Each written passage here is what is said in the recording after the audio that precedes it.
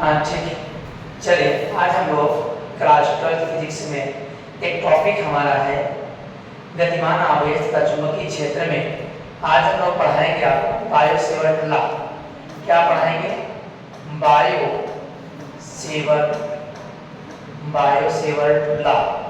आज हम लोग पढ़ेंगे बायो सेवर्ट लॉ पढ़ाया जाएगा। अच्छा, इसमें हमें जो फार्मूला है वो लाना क्या है?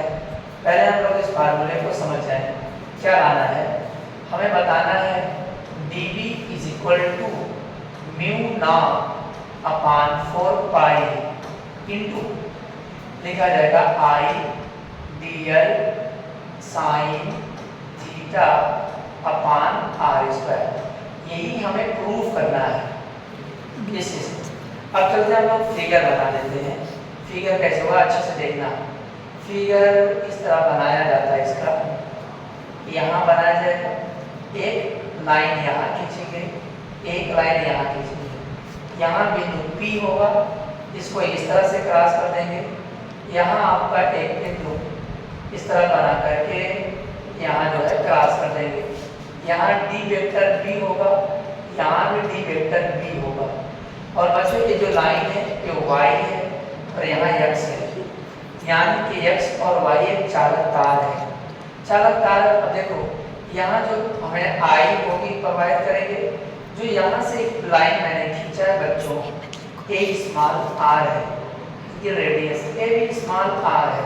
दोनों इनके बीच में एक एंगल बनता है थीटा। यहाँ से हम लोग I लिखेंगे, यहाँ लिखा होता है धारा वाही चालक। I को हमने बता दिया धारावाही चालक। चले हम लोग इसकी पूरी कहानी बताते हैं। कैसे? देखो जो हमारे बायो सेवर्ट लॉ थे बच्चों, ध्यान से देखो, थोड़ा इधर आप एडजस्ट कर लीजिएगा। अब हम लोग लिखते हैं जो बायो सेवर्ट लॉ है, ये बच्चों आप कॉपी पे लिख लेना। ये फ्रांस के रहने वाले हैं, फ्रांस के रहने वाले वैज्ञानिक हैं। ये कब की घटना है? 1820 की घटना है। जो ये वैज्ञानिक हैं, इन दो लोग थे साथ में, जिनका नाम था बायो तथा सेवर्ट। इन्होंने क्या काम किया? बायो सेवर्ट ने बताया जब विभिन्न प्रकार के धारावाही चालक होंगे, इसमें उत्पन्न चुंबकीय क्षेत्रों के बारे में अध्ययन किया गया। इसको आप कॉपी में नोट कर लेंगे। क्या कहते हैं? जब विभिन्न प्रकार के धारावाही चालक प्रवाहित होंगे जिसमें उत्पन्न चुंबकीय क्षेत्रों का अध्ययन किया। इन्होंने ये बात बताया कि इनकी जो लंबाई है, यहाँ देखो दो बातें आएंगी, I dl आएगा, मतलब जो इनकी लंबाई dl है, लंबाई जो dl है वो बिंदु P पर किस पर निर्भर होंगे? उनकी लंबाई पर और उनके बिंदु P पर जो चुंबकीय क्षेत्र हम लोग ज्ञात करेंगे, अध्ययन करेंगे, उस पर एक निम्नलिखित बातों पर निर्भरता है। बच्चों उस निर्भरता को आप ध्यान से देखेंगे, जिससे बताया जाता है नंबर पॉइंट 1, मतलब यह चालक, मतलब कि जो ये चालक है, मैं इस शब्द को बार बार लिखूंगा, यह चालक जो होता है प्रवाही धारा, क्या लिखूंगा? प्रवाही धारा I के अनुक्रमानुपाती होता है। बच्चों इसको आप साथ साथ अपनी कॉपी में लिखें, अनुक्रम। चलिए हम आपको एक बार इसको हम थोड़ा सा छोटा कर देते हैं। किसको? केवल फिगर को देखना ध्यान से। फिगर को हम लोग छोटा कर देंगे, ठीक है? चलिए इसको हम छोटा कर देंगे, थोड़ा स्पेस मिल जाएगा। चलिए A यहाँ लिखते हैं किनारे। जो हमें प्रूफ करना था इसको भी मैं छोटा कर देता हूँ, क्योंकि ये मुझे लाना है। A यहाँ लिख दिया, एडजस्ट कर दिया, और इसको हम लोग जो है, सॉरी कहीं मिट न जाए, इसको हम लोग जो है ऊपर कर देते हैं, ठीक है? ये हमारा फिगर हो जाएगा। अब हम इसको थोड़ा बड़ा लिखेंगे ताकि दिखाई दे। चलिए अब हम लोग काम कर रहे थे, यह चालक जो चालक, यह चालक का मतलब जो मैंने कंडक्टर लिया है तार में। अच्छा, चालक उसे कहते हैं जिसके अंदर इलेक्ट्रिसिटी प्रवाहित हो, इसलिए मैंने कहा चालक में प्रवाहित धारा I के अनुक्रमानुपाती होता है। बच्चों ध्यान से देखना कैसे लिख रहा हूँ, dB अनुक्रमानुपाती I लिखूंगा, इसे इक्वेशन फर्स्ट बना लेंगे। बच्चों दूसरा पॉइंट क्या है? आप दूसरा पॉइंट ये बता देंगे कि जो हमारा डीएल है मतलब लंबाई है, ये भी हमारे इसके चालक के अनुक्रमानुपात है। कैसे लिखेंगे? जो हमारा यह चालक की लंबाई डीएल के अनुक्रमानुपाती होता है। बच्चों कॉपी निकाल करके अनुक्रमानुपाती होता है, इसे आप जो है पूरा लिख लेंगे। इसे शॉर्टकट में मैं बताऊंगा आपको, अब ये पूरा कॉपी कर रहा हूँ। डीबी अनुक्रमानुपाती स्मॉल एल, ये आपको हो जाएगा इक्वेशन सेकेंड। थोड़ा बच्चों इसे छोटा कर देता हूँ आपके लिए, थोड़ा अच्छा लगेगा आपको। यहाँ देखो मैं इसे छोटा कर दे रहा हूँ, ठीक है, छोटा कर दे रहा हूँ। यूँ देखो कहाँ चला जाएगा, यहाँ पर कर दे, थोड़ा सा और बड़ा कर देता हूँ, आपको दिखेगा। चलिए क्या क्या बताया, यदि चालक में प्रवाहित धारा आई होगा तो बच्चों इनके अनुक्रमानुपाती होगा। तो डीबी अनुक्रमान हम लोग काम करते हैं, ठीक। जो हमारा दूसरा है या चालक की लंबाई, यहाँ लघु लंबाई लिखा जाएगा। जो डीएल लिखा था मैंने, इसको बच्चों फिजिक्स के अंदर लघु अवयव की लंबाई बोलते हैं, ठीक है। डीएल का अनुक्रमानुपाती होता है बच्चों, यहाँ भी हम लोग इस बात को लिख देंगे, डीबी अनुक्रमानुपाती डीएल इक्वेशन सेकेंड। चलिए हम लोग काम करते हैं बच्चों तीसरा क्या हो जाएगा, यहाँ देखो फिगर के अंदर। अब हम लोग थीटा के बारे में बताएंगे। थीटा के बारे में क्या बोलेंगे कि जो हमारा बिंदु P से और इस धारा के चालक पर एक थीटा कोण बनता है, तो बच्चों ज्या के अनुक्रमानुपाती होता है। चलिए हम लिखते हैं पूरा।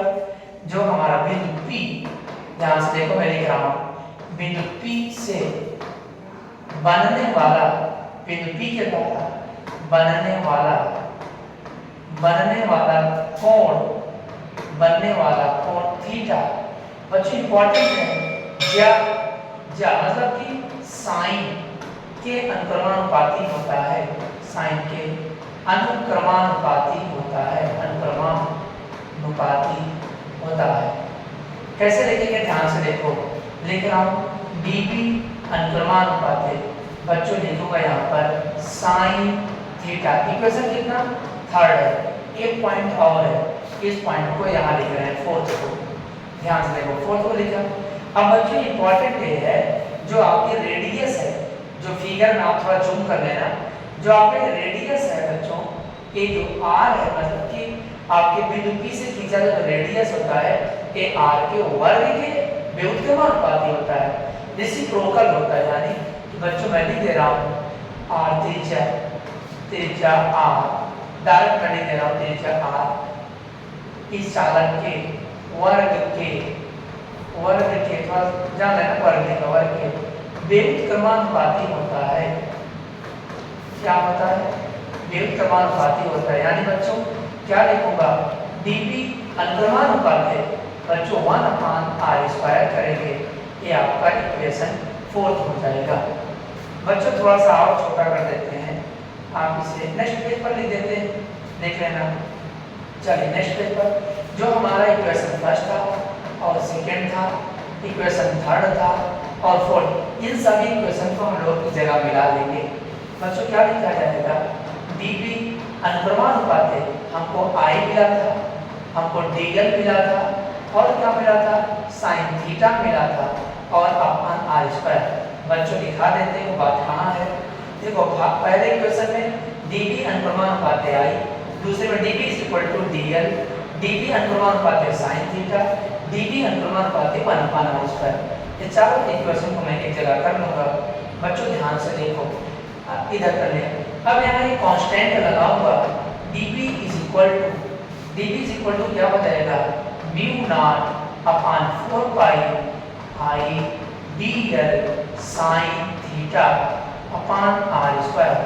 बच्चों यही हमें प्रूफ करना था, आप आगे मिला लेते हैं। जो मैंने फर्स्ट टाइम लिखा था, फर्स्ट टाइम मैंने आपको समझाया था कि हमें क्या प्रूफ करना है। जो हमारी मंजिल है dB = μ0/4π dl sin θ/r² होता है। इसी को हम लोग अगले पेज पर हमने प्रूफ कर दिया है। यही होता हमारा बायो-सेवर्ट का नियम। पूरा तो नहीं है, जो मैंने लिखा μ0/4π अनुक्रमानुपाती जब सैंपल को हटाएंगे, इक्वल लगाएंगे, तब नियतांक हमें कॉपी में लिखना पड़ेगा, जहां म्यू नॉट अपान 4 पाई एक अनुक्रमानुपाती नियतांक होता है। क्या होता है? अनुक्रमानुपाती, एक मिनट, अनुक्रमानुपाती नियतांक होता है, नियतांक होता है। देखो बच्चों ध्यान से सुनना, कहानी अब है, तो आप देख लेना क्रमानुपाती नियतांक क्या है, पढ़ लेंगे। तो हमें बताना यह था बच्चों, इंपॉर्टेंट हमारी क्या है, जो अनुक्रमानुपाती नियतांक है, इसको नोट कर लेना। ये निर्वात की चुंबकीयशीलता है। क्या है? निर्वात की चुंबकीयशीलता है। इसकी वैल्यू कितनी होती है याद कर लेना, न्यूमेरिकल भी यूज है। Mu not is equal to 4 pi 10 की पावर -8 न्यूटन पर एम्पीयर। क्या लिखेंगे? अगर यहाँ दिखाई दे रहा है सब, यहाँ क्लियर नहीं है यहाँ पर, ठीक है, इसकी वैल्यू थी। और बच्चों देखो एक बात आप बता देना, अगर कोई ये पूछे आपसे, मैं आपको नेक्स्ट पेज पर बता देता हूँ, म्यू नॉट अपान 4 पाई की वैल्यू कितना होती है बच्चों? वो होती 10 की पावर -7 न्यूटन पर एम्पीयर स्क्वायर। ये वैल्यू इसकी होती है। यही आपको जो मैंने अभी आपको लिख दिया था, यही बच्चों क्रॉस मल्टीप्लाई हो जाता है, यानी कि 4 पाई इंटू 10 की पावर -7 10 की पावर -7 न्यूटन पर एम्पीयर स्क्वायर होता है। इसको बच्चों याद कर लेना, ये न्यूमेरिकल में बहुत यूज है, ठीक है। और बहुत है। Next topic